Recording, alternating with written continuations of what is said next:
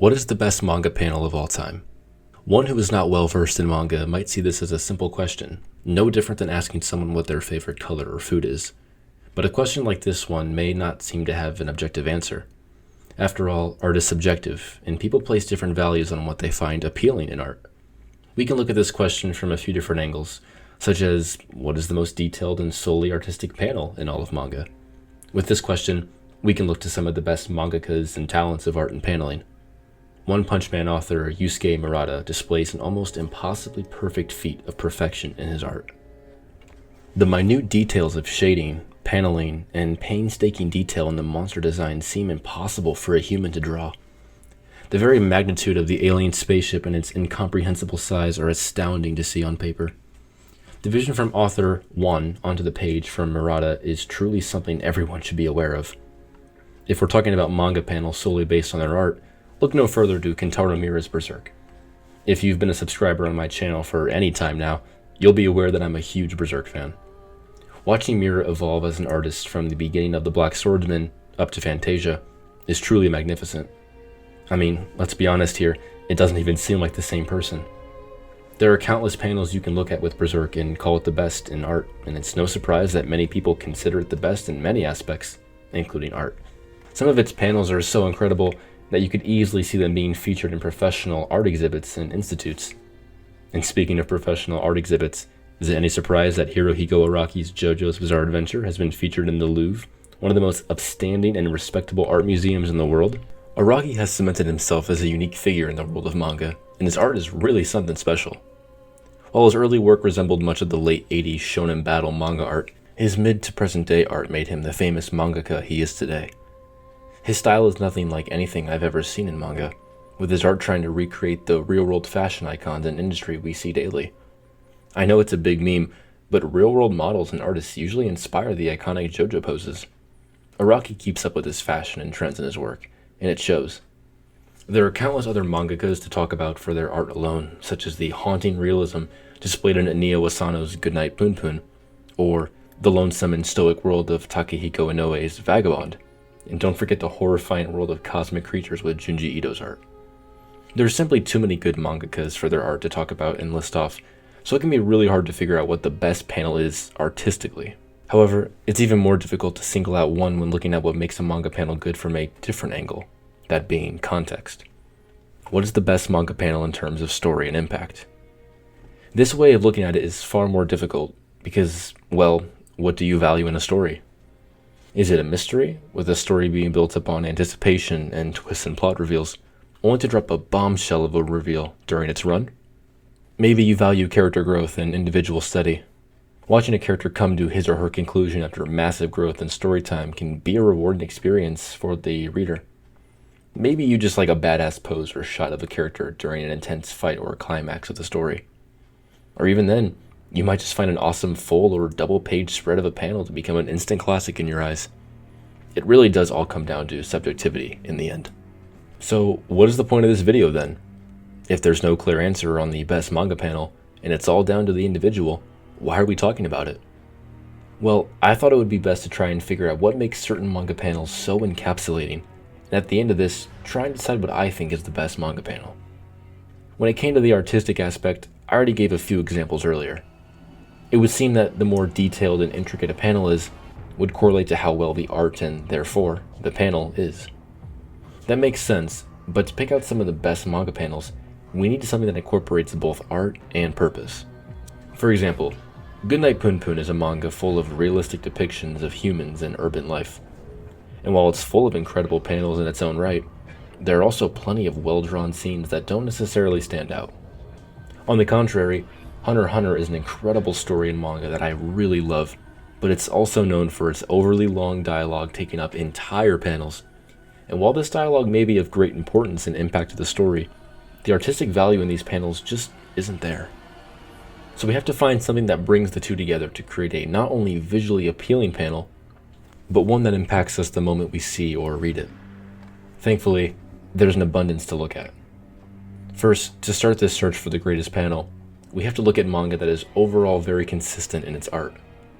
As I mentioned earlier, Hunter x Hunter is an absolute favorite of mine, but I find Togashi's paneling and overuse of dialogue to be not very consistent, despite having amazing moments.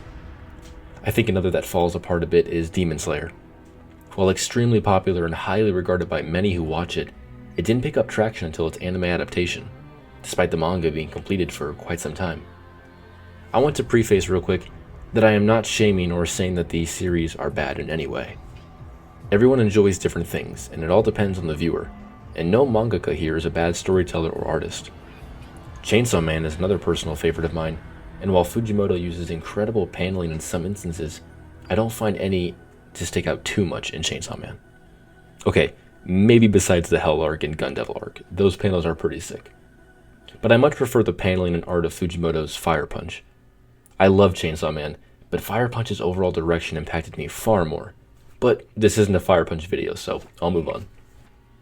We can next look at mangas that have consistent dialogue, framing, paneling, and art that all fall within the mangaka's usual pace. Some that come to mind personally that I've read would be the aforementioned Goodnight Punpun. Goodnight Punpun is very consistent throughout its art, as Asano never changed his style.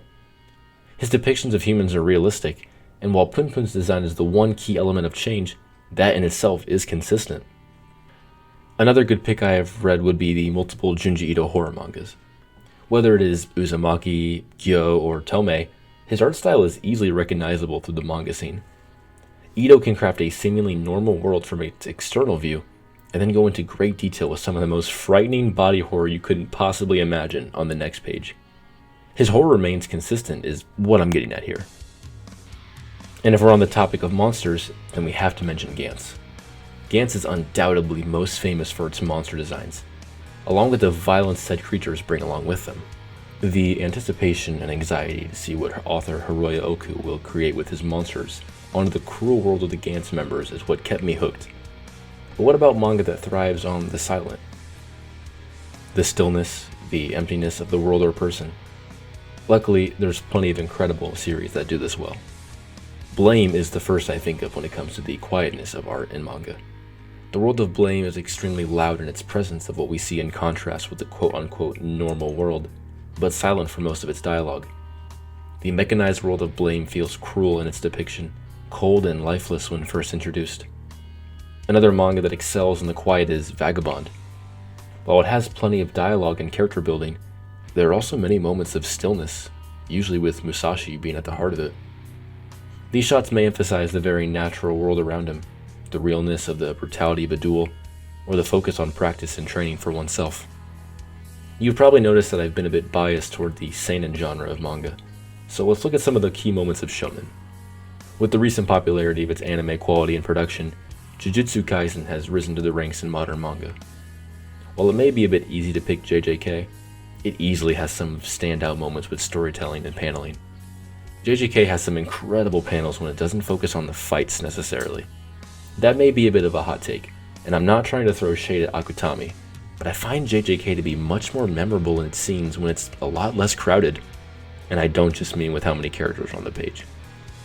You can also look at the famous big three of manga with One Piece, Naruto, and Bleach, and all have incredible panels that are remembered for good reasons. The main problem I notice with most shonen manga though is that the artists are usually working on a weekly or bi-weekly schedule, which just doesn't give them enough time to create jaw-dropping art panels for every chapter. However, I don't think it's entirely fair to compare a panel like this to a panel like this. Sure, on the one hand you can argue that they are entirely comparable. They're both manga panels after all, from fully released manga with competent authors, but we have to remember the two components of what makes a manga panel incredible: art and story impact. So, what is the most impactful story moment in all of manga? This, unfortunately, I cannot answer for you. While many things in life are objective, and while yes, technically you can say that a panel like this, on the surface, is more intricate and artistically detailed objectively than a panel like this, you still may prefer certain artistic visions over others. The same goes for story. There are plenty of amazing mangas that put a focus on the story at the forefront. There are the answers that I'm sure many of you have heard, such as Berserk, Attack on Titan, Goodnight Punpun, Vinland Saga, and Steel Ball Run. The list is seemingly infinite. And while some stories may be deeper in their themes or have darker tones, more character-driven and focused narratives, that doesn't mean that a story without those is any less enjoyable. Take an example like the original Dragon Ball series. Its story is pretty linear and clear from the start, and it doesn't have the most deep lore you've ever seen, but millions love it. It impacted so many viewers in a way that no other story could. Some people just love good fights and action and don't need a deep story with a philosophical narrative. But some people do enjoy those stories more, and you don't need to see big fights. Maybe you like something more grounded, and maybe you just want to be thrown into a new fantastical world in a 1,000+ chapter story, and that's okay too. The beauty of stories is that they're very personal. Stories can impact us at our most vulnerable, be there when we need them the most, and change our way of thinking. While the worlds and characters we read about may not be real, their actions and growth can mimic the real world, and therefore mimic us. Therefore, the best manga panel of all time is simply the one that made you fall in love with stories. Thank you so much for watching this video, and I want to say again, there is no hate or shade thrown at any series that I mentioned or didn't mention in this video. There's just so many good series out there, and it's impossible to list all of them in one video. So if your favorite manga wasn't listed in this video, I'm sorry, but leave some comments below and tell me what you think the best panel of all time is.